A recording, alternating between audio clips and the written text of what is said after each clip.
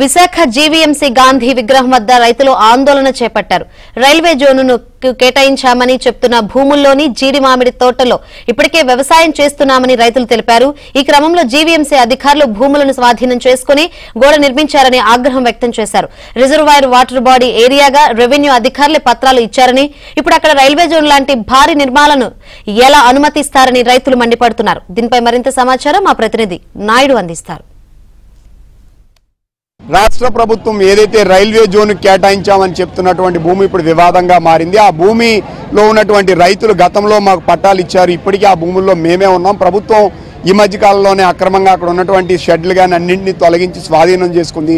ఇప్పటికి కూడా అక్కడ నిర్మాణాలు కానీ ఇవి కానీ చేయడానికి వీల్లేదని ఎంఆర్ఓ సైతం సర్టిఫికేట్ ఇచ్చారని ఇప్పుడు మనం చూడొచ్చు. వీళ్ళంతా కూడా ఏదైతే రైల్వే జోన్కి ఇప్పుడు రాష్ట్ర ప్రభుత్వం కేటాయించామో అనువు కాదని చెప్పినటువంటి భూమి ఏదైతే ఉందో, సో 76లో వీళ్ళందరికీ కూడా భూములు పట్టాలు ఇచ్చినటువంటి పట్టాలను ఆల్రెడీ పట్టుకొని రైతులంతా చూపిస్తున్నారు. ప్రస్తుతం ఈ రైతులంతా ఇక్కడికి వచ్చారు. చెప్పండి, మీ భూములు ఆల్రెడీ రైల్వే జోన్కి ఇస్తాం అంటున్నారు, మీకు కాంపెన్సేషన్ ఇచ్చారా? అసలు రియల్గా భూములు పనికొస్తాయా అక్కడ నిర్మాణాలకి?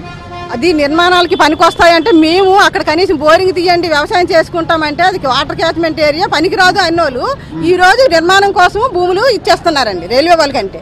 ఎవరికి ఇచ్చినా కనీసం మా గవర్నమెంట్ వచ్చి మాకు సమాధానం చెప్పాలి. మా భూమి అక్కడ ఉంది, స్థానికంగా ఉన్న వ్యవసాయం దానిపైన బతుకుతున్నాం, మేము ఆధారపడి ఉన్నాము. మొత్తం 78 ఎకరాలు అంతా రైతులంతా దారపాలెం నుండి 76లో ఇక్కడ షిఫ్ట్ చేసి ఆ భూములు మాకు ఇచ్చారు. గడ్డి కోసము 12 ఎకరాలు ఇచ్చారు. మనిషికి ఒక పట్టా చొప్పున, ఇంటికి ఒక కుటుంబంకి ఒక పట్టా చొప్పున ఇచ్చారు. ఇప్పుడు 300 కుటుంబాలు ఉన్నాయి అక్కడ. మొత్తం దానిపైన ఆధారపడి జీవిస్తున్నాం. ఎలాంటిది ఇప్పుడు వరకు గవర్నమెంట్ ఎవరు స్పందించలేదు, ఏ విషయం మాకు చెప్పలేదు అసలు. చెప్పండి, మొత్తం ఎంతమంది పట్టాలు ఇచ్చారు, ఎంతమంది ఉన్నారు సార్? మాకు ఏదైతే ఉందో 76లో 66 కుటుంబాలు ఉండే సార్. మాకు ట్రైబల్ అక్కడ ఎస్టీ వాళ్ళకి 66 కుటుంబాలకి 66 పట్టాలు, అలాగే 66 కుటుంబాలు డిపెండింగ్ చేసి 12 ఎకరాలు గడ్డి ఫారం కోసం అని చెప్పి మొత్తం 78 ఎకరాలు ఇవ్వడం జరిగింది సార్. మేము అందులో ఆల్రెడీ ఇప్పుడు 35 ఎకరాలు 40 ఎకరాల్లో జీడి మామిడి తోట ఉంది సార్. అంటే జీడి తోట ఉంది. అంటే ప్రతి సంవత్సరం మాకు మార్చి ఏప్రిల్ మేలో దాని ఫలసాయం మేము ఆధారపడి ఉంటాం సార్ దాని మీద మేము. అంటే అప్పుడు మాకు 66 కుటుంబాలు, ఇప్పుడు 350 కుటుంబాలు అయ్యాయి సార్ గిరిజనులు. దీని నుండి మేము అక్కడ ట్రైబల్స్ ఉన్నాం, ఏదైతే ఉన్నారో అక్కడ ట్రైబల్స్ ఎవరు ఉన్నారో అని అంత ఈ రోజు మా ట్రైబల్స్ ఉన్నామని కారణం మాకు ఎంఆర్ఓ ఏదైతే ఉందో సర్టిఫికేట్ నుండి అన్ని కూడా మన్ని ద్వారా ఎస్టీ మన్ని ద్వారా మాకు వస్తుంది సార్. ఇది మేము దాని మీద ఆధారపడి ఉన్నాం. కానీ ఇప్పుడు గవర్నమెంట్ ఏదైతే ఉందో అది వాటర్ క్యాచ్మెంట్ ఏరియా అంటున్నారు. అక్కడ నిర్మాణాలు ఇప్పుడు భారీ నిర్మాణాలు చేపడతారు, ఎలా సాధ్యం సార్? ఇప్పుడు ఏదైతే ఉందో వాటర్ క్యాచ్మెంట్ ఏరియా అని చెప్పేసి మన లాస్ట్ టైం స్పందనలు ఇచ్చినప్పుడు కూడా ఎంఆర్ఓ గారు వాటర్ క్యాచ్మెంట్ ఏరియాని మాకు ఇవ్వడం జరిగింది సార్.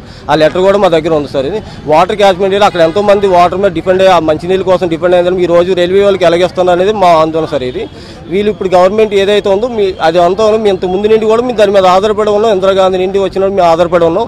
మాకు ఎటువంటి సమాధానం చెప్పకుండా కూడా ఇప్పుడు నేను మా దగ్గర 10-15 సంవత్సరాలు దాని మీద మేము పోరాడుతున్నాం సార్. మా తండ్రులు పోరాడారు. ఇప్పుడైతే అది ఏదైతే ఉందో జీఎంసీ ల్యాండ్ ఇది రైల్వే వాళ్ళకి హ్యాండ్ ఓవర్ చేసామని చెప్పి లాస్ట్ మంత్ 12వ తారీఖు వచ్చి మమ్మల్ని భయభ్రాంతులు చేశారు సార్ పోలీసు వాళ్ళతో.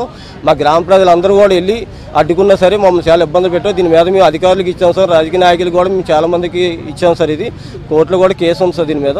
ఇది ఆ ఇష్యూ మీద తెలుసుకోవడానికి మన కలెక్టర్ ఆఫీస్ గ్రామస్తులు అందరూ కలెక్టర్ ఆఫీస్ స్పందన కూడా మేము పెట్టాం సార్. నోటీస్ కూడా ఏదైతే ఇది జీవీఎంసీ నుంచి రైల్వేకి ఇచ్చామని ఒక దీన్ని ఇచ్చారు.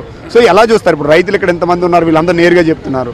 ఇప్పుడు ఉత్తరాంధ్ర జిల్లాలకి ఎంతో ఉపయోగపడుతుంది, ఆంధ్ర రాష్ట్రానికి కూడా ఒక మంచి వరములాగా ఉంటుంది అనే ఉద్దేశంతో మేము రైల్వే జోన్ తీసుకురావటం జరిగింది. అట్లాగే ఈ రాష్ట్ర ప్రభుత్వానికి విశాఖపట్నంకి రైల్వే జోన్ పైన చిత్తశుద్ధి లేదు అని చెప్పడానికి ఒక నిదర్శనం. ఎందుకంటే బిల్డింగ్స్ కట్టడానికి అవకాశం లేనటువంటి ల్యాండ్స్లో ఆ ల్యాండ్ని వీళ్ళకి అలాట్ చేయటం అనేది ఇది చాలా ఆశ్చర్యకరమైన విషయము. దీనిపైన కూడా మరి కలెక్టర్ గారు వివరణ ఇవ్వాల్సిన అవసరం ఉంది. వాళ్ళు అసలు దాంట్లో డిస్ప్యూట్ లేకుండా ఉన్నదా, లేకపోతే అక్కడ కట్టేదానికి అవకాశం ఉందా, లేకపోతే వాటర్ క్యాచ్మెంట్ ఏరియా అంతకుముందు ఏమైనా జీవోలు ఇచ్చారా, అవన్నీ కూడా చెప్పవలసిన అవసరం ఉంది. ఇదంతా రాజకీయ ఒత్తిళ్ల మేరకే సో ఈ ప్రకటనలు కానీ ఇవి కానీ చేస్తున్నట్టు కనిపిస్తుంది. ఇప్పుడు ఇటు ఒకవైపు రైతులు ఉన్నారు, అది వాటర్ బాడీ ఏరియా. సో ఇన్ని వివాదాలు ఉన్న ప్రాంతంలో అక్కడ నిర్మాణాలు చేయడానికి వీల్లేదు. సో దీన్ని రైల్వే జోన్కి మేము కేటాయించామని రాష్ట్ర ప్రభుత్వం ఎలా చెప్తుంది? సో దాంట్లో ఉన్న వివాదాలను పరిష్కరించాలి, రైతుల సమస్యలు పరిష్కరించాలి. సో దీని అంతా రాజకీయం చేయడం సరైనది కాదని చెప్పి బీజేపీ నేతలు వీళ్ళు కూడా చెప్తున్నటువంటి పరిస్థితి కనిపిస్తుంది. విడుదల సంతోష్ నాయుడు, విశాఖపట్నం.